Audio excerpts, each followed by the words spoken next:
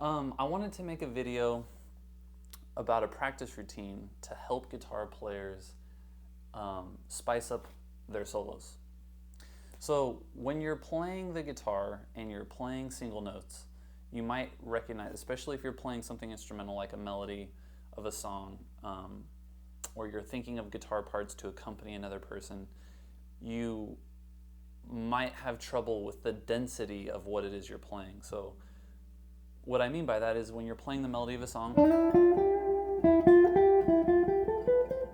sometimes it can be nice to add texture to what it is you're playing by harmonizing the line.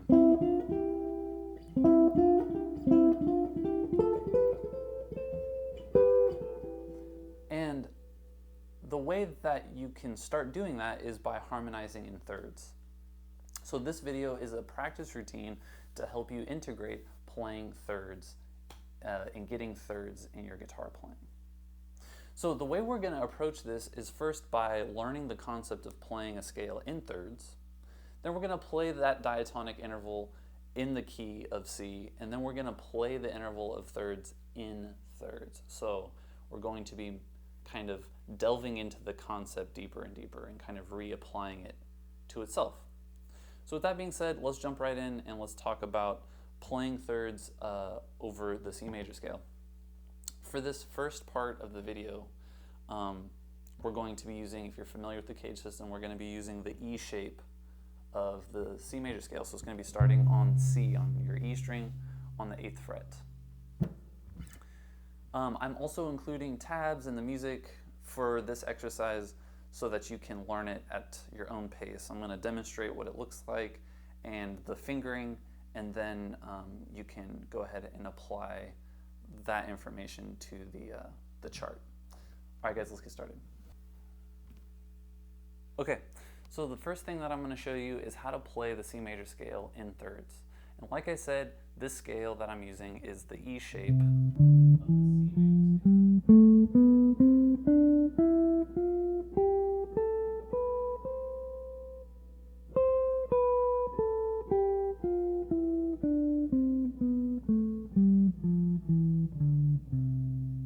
Now, what we're going to do now is we're going to play in thirds.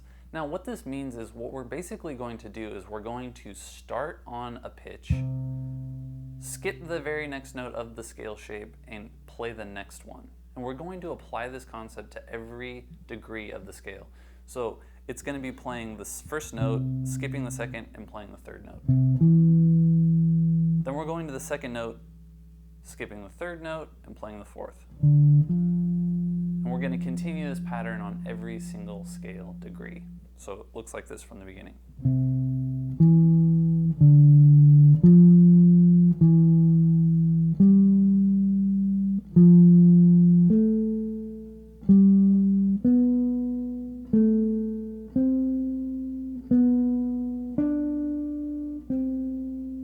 That's the first octave of the scale. If I'm going to continue up to the second octave, it would look like this.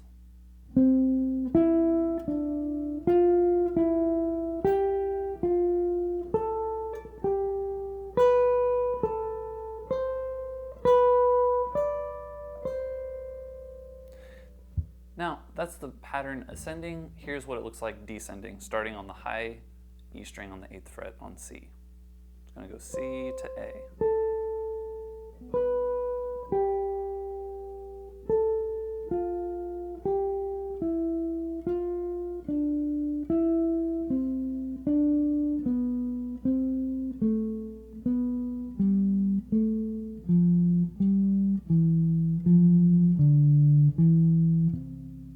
So that's what the pattern of playing thirds looks like. Now the next thing we're going to do is we're going to play the actual diatonic thirds that we just spelt out, playing the notes individually. We're going to play them in unison or together, so chords.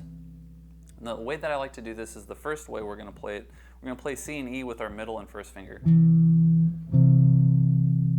We're going to play the next third on D, this minor third, from D to F with our third and first.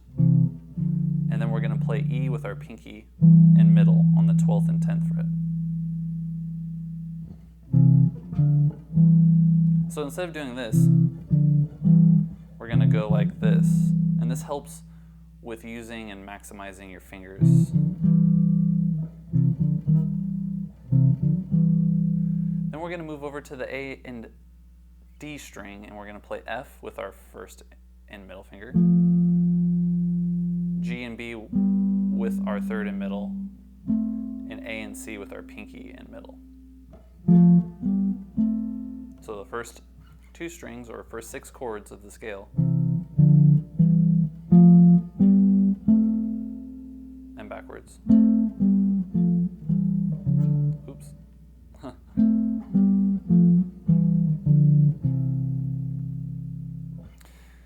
So the next two chords are B and C, and we're going to play those with, after we play A, we're going to move over here and play the B and D with our third and first finger, ending on C with our third and middle. That's the first octave.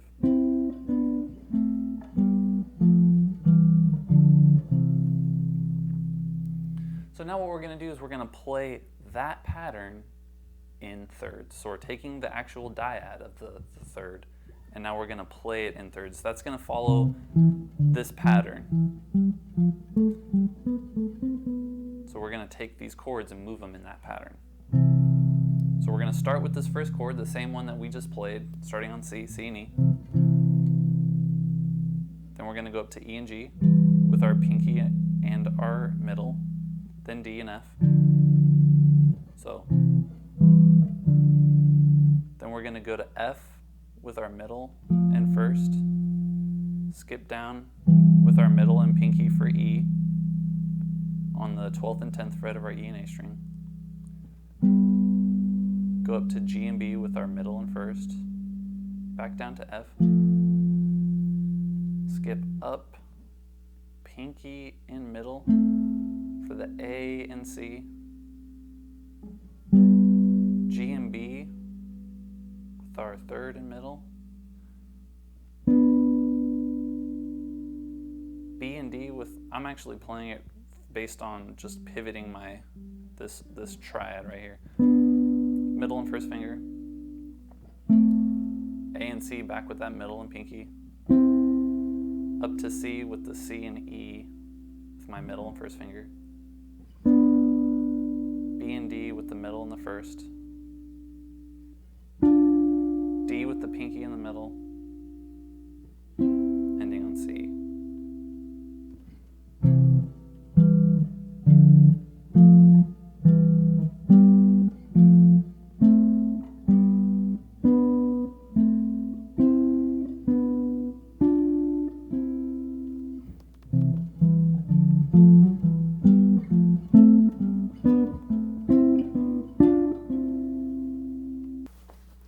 So, like I said, this is just an introduction to how to start practicing this type of thing. I have a tab and a chart attached to this video for you to download for free, and you can practice it.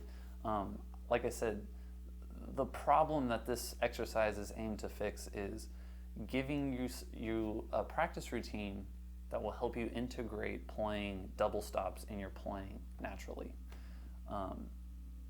The first step was to break down what it is, the concept is, in a single note form, and then gradually making it more complicated by playing them together and then playing them as chords in a pattern. And once you take those 3 steps, you can start applying this interval in other patterns. You can play them in different keys.